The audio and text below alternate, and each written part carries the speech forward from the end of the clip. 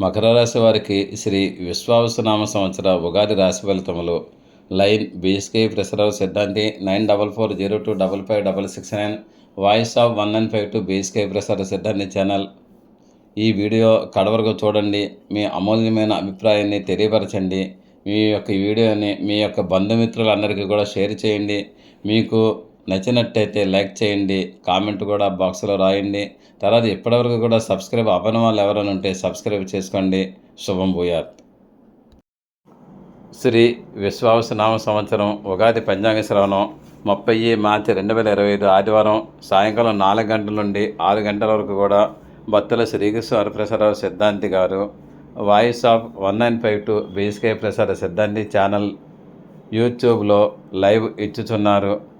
ఇందులో భాగంగా మేషాది ద్వాదశ రాశులకు అంటే మేషం, వృషభం, మిథునం, కర్కాటకం, సింహం, కన్య, తుల, వృశ్చికం, ధనుస్సు, మకరం, కుంభం, మీనం ఈ రాశుల వారందరికీ కూడా సంవత్సర ఫలితములు మంచి చెడ్డ తెలియపరుస్తున్నారు. మేజర్ ప్లానెట్స్ అంటే గురు, శని, రాహు, కేతువుల గురించి వారి గ్రహ సంచార ఫలితములు పరిహారములు కూడా తెలియపరుస్తున్నారు. కందాయ ఫలములు, రాజ్యపూజ అవమానములు, ఆదాయ వ్యయములు మొన్న ముఖ్యమైన విషయాలన్నీ కూడా చెప్పుతున్నారు. కాబట్టి ఈ యొక్క విషయాన్ని ఎవరు కూడా మిస్ కాకండి. ఈ యొక్క లైవ్ ప్రోగ్రాన్ని మిస్ కాకండి. ఓం గం గణపతి నమః. అందరికీ శుభోదయం. నేను మీ సిద్ధాంతి బీఎస్కేవి ప్రసరరావుని. ఓం Shri Panchamukheshwara జ్యోతిషపీఠం voice of 1952 BSK ప్రసాద సిద్ధాంతి ఛానల్.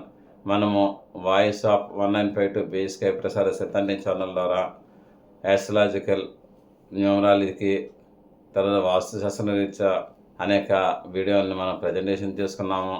అందులో భాగంగానే గత కొద్ది రోజులుగా మనం యాస్ట్రాలజీలో శ్రీ విశ్వావసునామ సంవత్సరం ఉగాది రాశి ఫలితములు మనం చెప్పుకుంటున్నాము. అందులో భాగంగానే ఈ రోజుని మకర రాశి వాళ్ళకి శ్రీ విశ్వావసునామ సంవత్సరం రాశి ఫలితములు ఎలా ఉంటాయో చెప్పుకున్నాము. ముఖ్యంగా ముందర నేను ఒక హెచ్చరిక చేస్తున్నాను మీకు. ఏంటంటే నేను గోచార ఫలితములు కామన్గా ఆ రాశి వాళ్ళందరికీ చెప్తున్నాను. మీరు మట్టుకు ఇండివిజువల్ హారోస్కోప్స్ అంటే మీ వ్యక్తిగత జాతీయ చక్రములను మీ యొక్క సిద్ధాంతి గారి దగ్గర తీసుకుని వెళ్ళి వ్యక్తిగత జాతీయ చక్రములు తర్వాత గోచార ఫలితంలో రెండు కూడా సమన్వయం చేసుకుంటూ మీరు రీడింగ్స్ చెప్పమనండి. అప్పుడు మీకు సక్సెస్ రేట్ బాగుంటుందని నేను చెప్తున్నాను. ఇక మనకి ఈ యొక్క గోచార ఫలితంలో చెప్పడానికి ముందర ఈ యొక్క మకర రాశిలో ఏ ఏ నక్షత్రాల వారు ఉంటారన్నది మనం తెలుసుకోవాలి.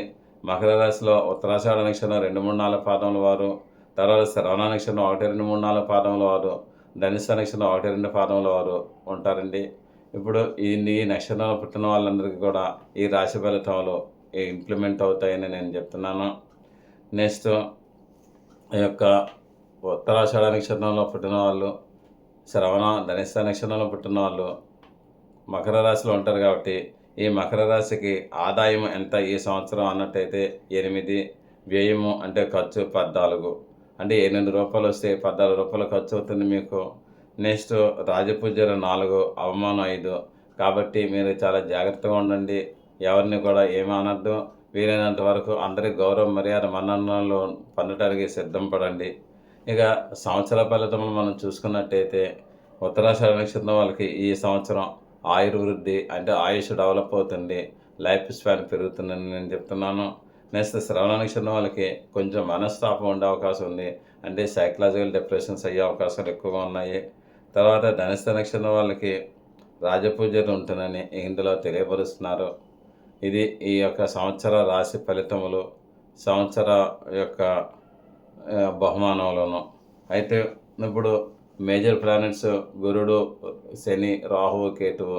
ఈ గురుడు, శని, రాహువు, కేతు వలన మనకి సంవత్సర ఫలితంలో తెలుసుకుంటాము. నెక్స్ట్ రవి, కుజుడు, బుధుడు, శుక్రుడు వలన మాస ఫలితములు తెలుసుకుంటాము.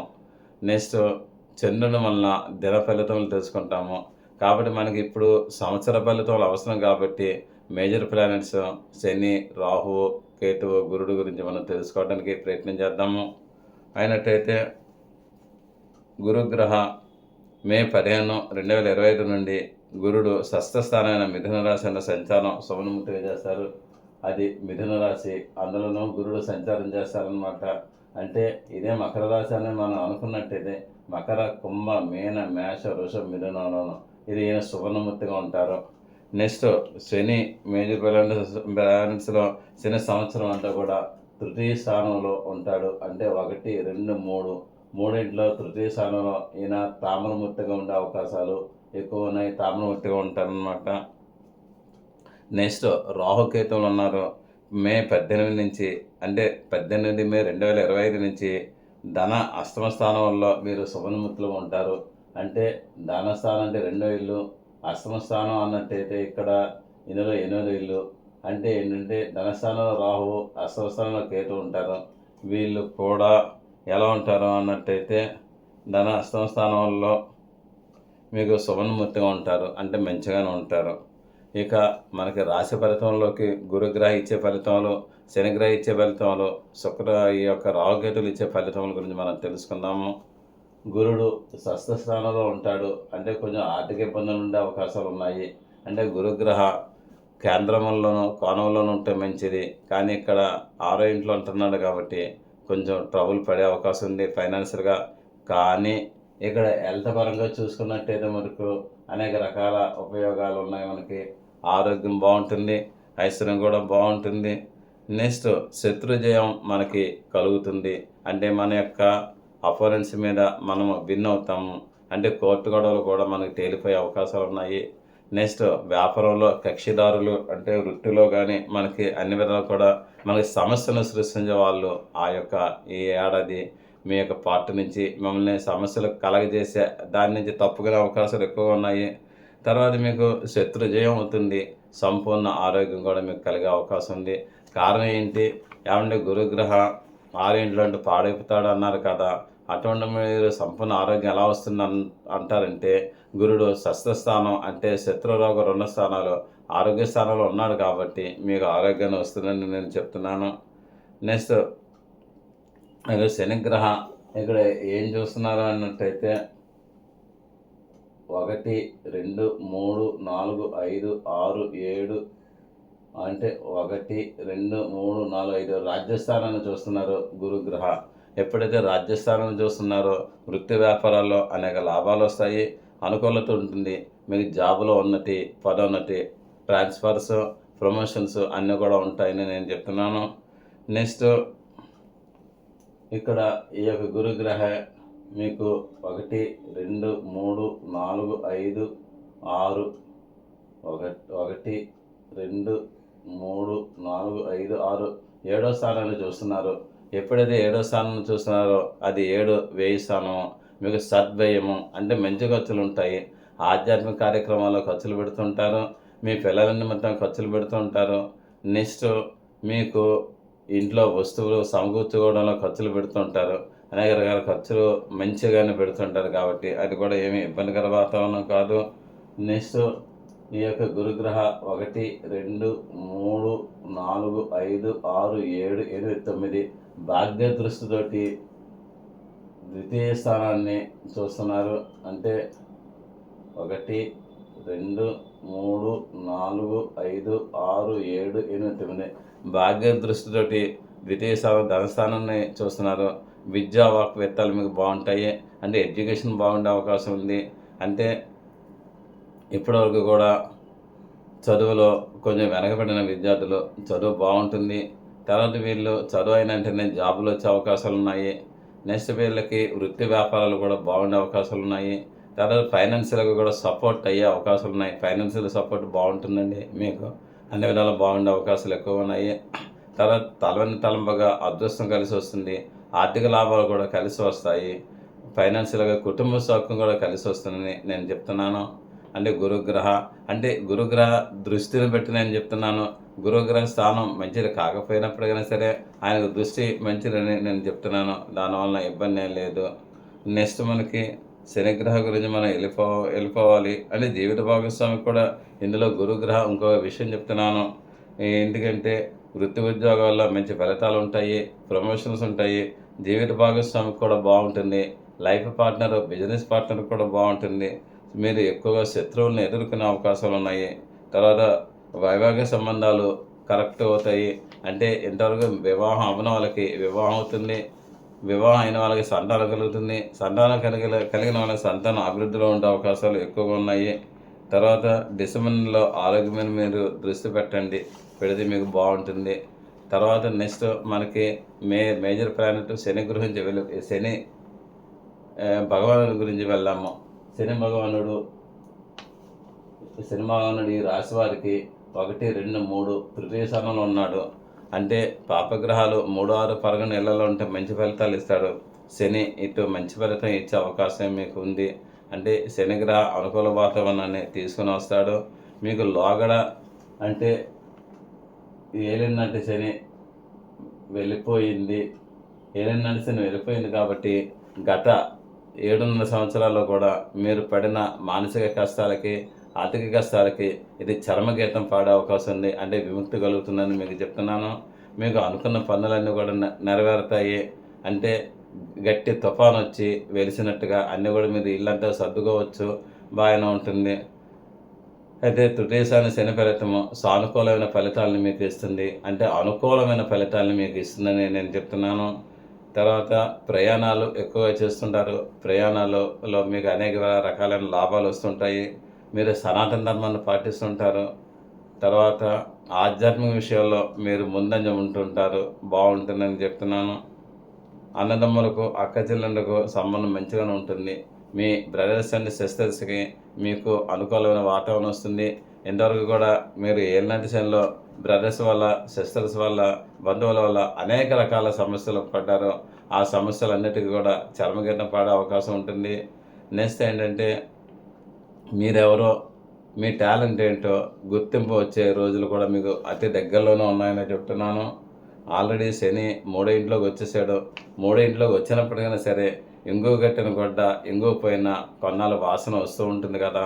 అదేవిధంగా ఏలినాటి శని 7.5 ఇయర్స్ నుండి బాధపడ్డారు. ఈ యొక్క 7.5 ఇయర్స్ నుంచి కూడా కొంచెం రికవర్ అవుతున్నారు. కాబట్టి ఆ పాత వాసనలు కూడా ఇంకా ఉంటాయి. కొత్త సువాసనలు, పాత దుర్వాసనలు కూడా మీరు ఉంటాయి కాబట్టి మీరు జాగ్రత్తగా మెలిగితే చాలా మంచిదని నేను చెప్తున్నాను. తర్వాత మీకు ఫ్రెండ్స్ కూడా మంచిగా ఉండే అవకాశాలు ఉన్నాయి. ఎందుకంటే మిత్ర సంబంధం కూడా బాగుంటుంది. శని 3వ ఇంట్లో ఉన్నారు కాబట్టి మిత్రులతోటి సత్సంబంధాలు ఉంటాయి. చిన్న చిన్న ప్రయాణాలు కూడా జరుగుతాయి. కమ్యూనికేషన్ గ్యాప్ కూడా బాగుంటుంది. కమ్యూనికేషన్ స్కిల్ కూడా బాగుంటుంది. తర్వాత మీ పిల్లలకు కూడా అనేక రకాలుగా బాగుండే అవకాశం ఉంది.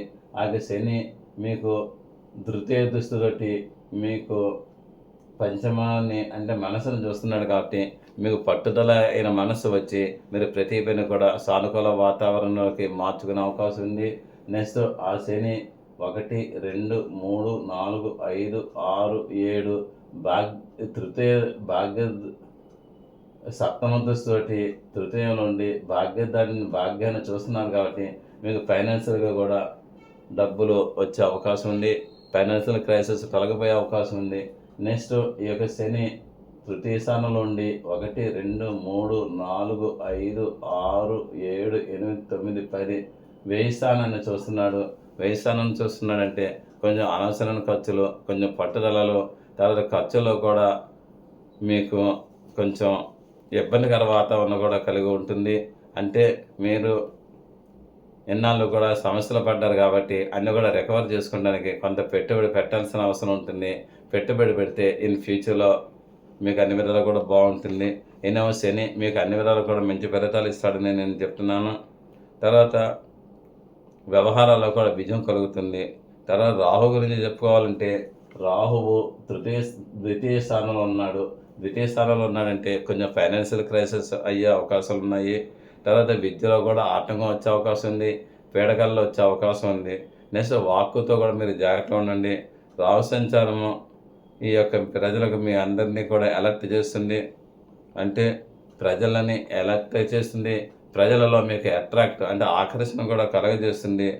ఆరోగ్యం కూడా జాగ్రత్తగా చూసుకోవాలి. మీరు అంటే శని వలన ఆరోగ్యం బాగానే ఉంటుంది. గురుని వలన ఆరోగ్యం బాగానే ఉంటుంది.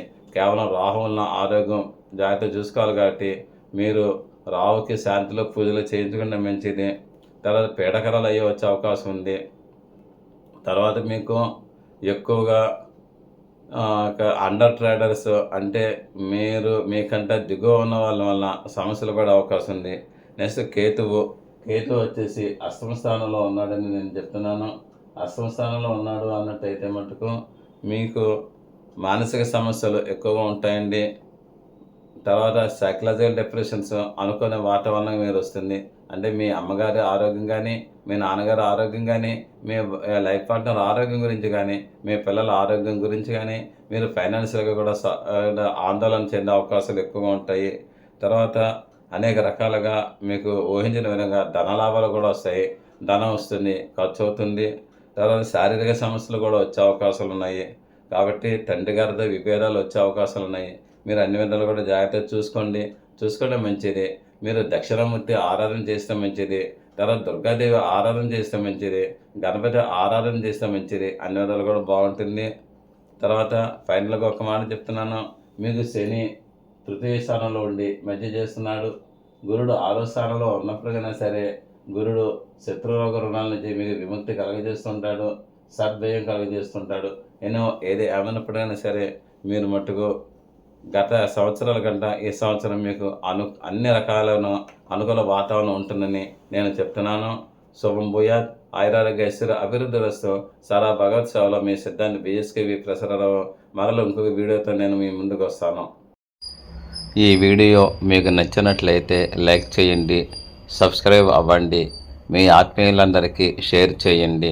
మీ అమూల్యమైన అభిప్రాయములను కామెంట్ రూపంలో తెలియజేయండి. దూర ప్రాంతంలో ఉన్నవారికి, ప్రత్యక్షంగా మమ్మల్ని కలవలేని వారికి ఆన్లైన్ ద్వారా సర్వీసెస్ అందివ్వగలము. గూగుల్ పే, ఫోన్పే ద్వారా మాకు మనీ అందజేయవచ్చు. సదా భగవత్ సేవలో మీ సిద్ధాంతి భక్తుల Srikrishna Varaprasad Rao. 9440255669. Thank you for your careful reading of this lesson. See you again tomorrow. సిద్ధాంతి భక్తుల శ్రీకృష్ణ వరప్రసాదరావు. మీరు శ్రద్ధగా ఈ పాఠం విన్నందుకు ధన్యవాదములు. మరల రేపు కలుద్దాం. మీ సిద్ధాంతి భక్తుల Srikrishna Varaprasadarao. Voice of 1952 BSK ప్రసాద సిద్ధాంతి ఛానల్ 9440255669. ఓం నమః శివాయ నమః.